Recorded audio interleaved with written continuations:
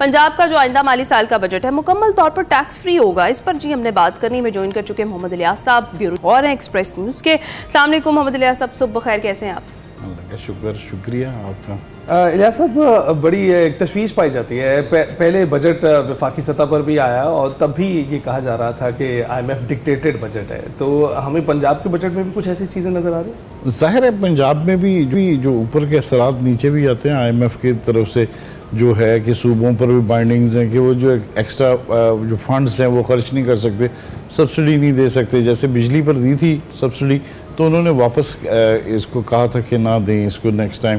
तो अब गवर्नमेंट ने जो फैसला किया है कि वो ख़ुद अपने जो पावर प्लांट्स वगैरह हैं जो पंजाब के जो जिसमें तो कायद-ए-आज़म थर्मल जो हैं, तो उसमें से वो कहते हैं कि हम अपनी बिजली को सस्ता करने के लिए उन्होंने मंजूरी भी दी थी इसकी। तो ज़ाहिर है बजट में भी उसका ऐलान किया जाएगा। तो इसमें ये रखा गया कि बजट में जो है पंजाब में इस दफ़ा जो पंजाब क्योंकि माली लिहाज से जो है NFC वार्ड में जो इसको आबादी के हिसाब से जो पैसे मिलते हैं उसमें सरप्लस ही है। तो IMF ने इसको कहा कि अपने बजट को जो है आइंदा के लिए जो सरप्लस रखा जाए, यानी कि हर साल हर सूबे को कहा जाता है तो उसमें एक शरह होती है। तो उसमें पंजाब को भी उन्होंने कहा कि 1 ट्रिलियन अपना सरप्लस रखें, तो पंजाब को भी 1 ट्रिलियन सरप्लस रखना पड़ा। तो इसके अलावा बजट को जो वरना तो आपको पता है कि बजट सारे यूटिलाइज करना पड़ता था कि 30 जून तक, तो इसलिए कि इस वक्त अपने अकाउंट्स जो हैं दूसरे सूबों की तरफ पंजाब को भी अपना सरप्लस रखना पड़ा।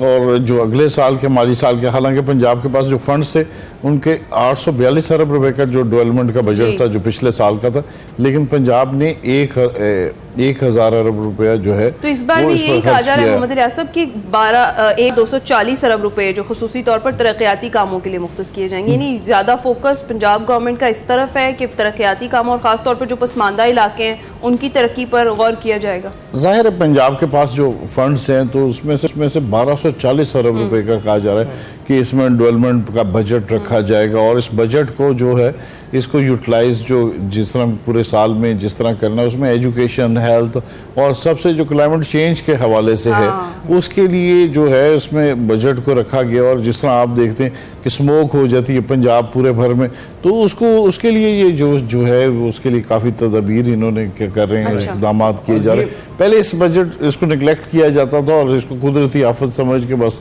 उसको इंतज़ार किया जाता था, लेकिन अब इसको लिए चेंज किया जा रहा है, एनवायरनमेंट को चेंज करने के लिए उसके लिए जो है इक़दाम किए गए। तो अब देखें गाड़ियों को भी टैग किया जा रहा है। इस तरह जो मुख्तलिफ सुबह एजुकेशन के और हेल्थ सेक्टर में भी जो है वो कहते हैं कि गवर्नमेंट क्योंकि फैसिलिटीज़ हैं ही नहीं काफ़ी अरसे से। आप देख लें हॉस्पिटलों में इस टाइम रश है, लोगों की बारी नहीं आती, लोगों को फैसिलिटी नहीं मिलती जो भी है हेल्थ में। यानी कि आप इस वक्त चले जाएँ एक हॉस्पिटल में, लाहौर के एक हॉस्पिटल में देख लें पूरे पंजाब का बोझ सारा इधर आ जाएगा। न्यू हॉस्पिटल में 8-8, 10-10 हज़ार बंदा रोज़ एक न्यू हॉस्पिटल, जना हॉस्पिटल, जनरल हॉस्पिटल में इस तरह आता है।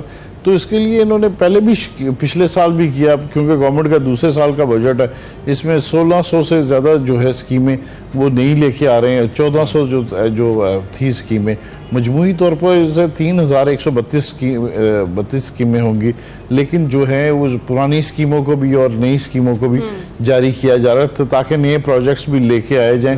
और गवर्नमेंट के ज़ाहिर है गवर्नमेंट का एक अपना भी होता है कि दूसरे सूबों के मुकाबले में ज़्यादा बेहतर अच्छा परफॉर्म कर सके, क्योंकि इन सूबों में ज़्यादा KP और सिंध में पंजाब का एक बड़ा मुकाबला लगा होता है। अपने अखराजात भी कम किए हैं पंजाब नहीं, पंजाब के वो जो अखराजात जो होते हैं दूसरे उनकी ज़ाहिर इन्होंने भी पंजाब असम्बली की तनख्वाहें बढ़ाई हैं, अपने MNA MPAs वगैरह की तनख्वाहें, वो तो फ़र्ज है, लेकिन आवाम के लिए वही एक है।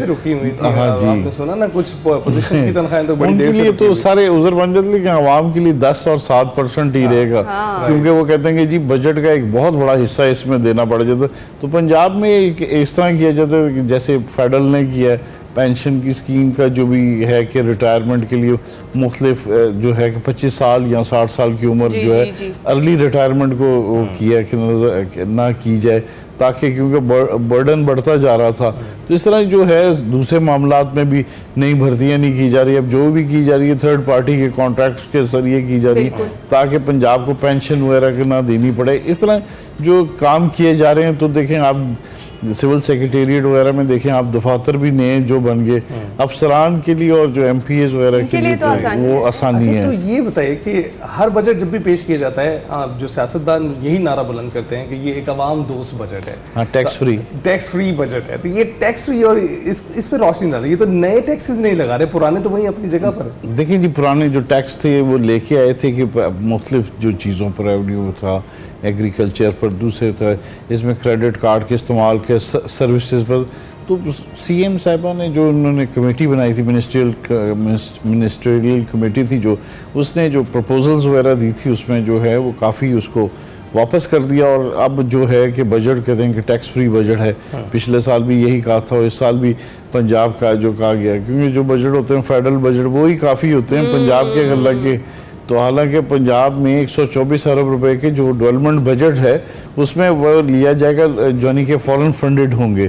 तो ये जो टैक्सेस वगैरह हैं जो इन्होंने कहा है कि हम जो टैक्सेस नहीं लगा रहे, लेकिन टैक्सेस में रद्दो प्रॉपर्टी वगैरह में, व्हीकल्स वगैरह में रद्दो बदल किया जाएगा, ताकि जो गवर्नमेंट के जो एक रेवेन्यू होता है, एक टैक्स रेवेन्यू होता है, एक नॉन टैक्स रेवेन्यू।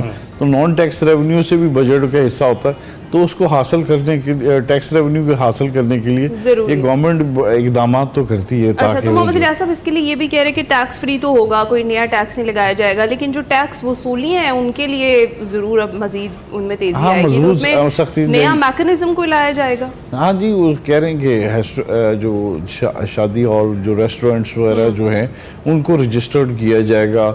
और यही है मैकेनिज्म, यही है, रेवेन्यू अथॉरिटी है, इधर सिस्टम तो सारा बना होता है। तब ये वसूलियाँ करनी है, जो बोर्ड ऑफ रेवेन्यू है उसने वसूलियाँ ही करनी है इनकी, तो एक्साइज का भी ऑफिस है। दूसरी जानिब कह रहे हैं कि तकनीकी और फाइनेंशियल ये मुआवनत करेंगे SMEs के लिए, जो छोटे एंटरप्राइज हैं उनको ये मदद देंगे। हाँ, जाहिर है इनके है, पंजाब में भी जैसे अदारे हैं वो उनके लिए पहले लोन दिए जा रहे हैं, तो जाहिर है वो पॉलिसीज़ जो हैं उनको कंटिन्यू किया जाएगा, ताकि लोग ज़्यादा से ज़्यादा जो लोग अपना रोज़गार भी कर सकें। ख़ासतौर पर SMEs वगैरह के लिए Punjab small industry finance corporation और दूसरे भी इदारे जो गवर्नमेंट जो हैं, CM ने अपने भी स्टार्ट किए हुए हैं।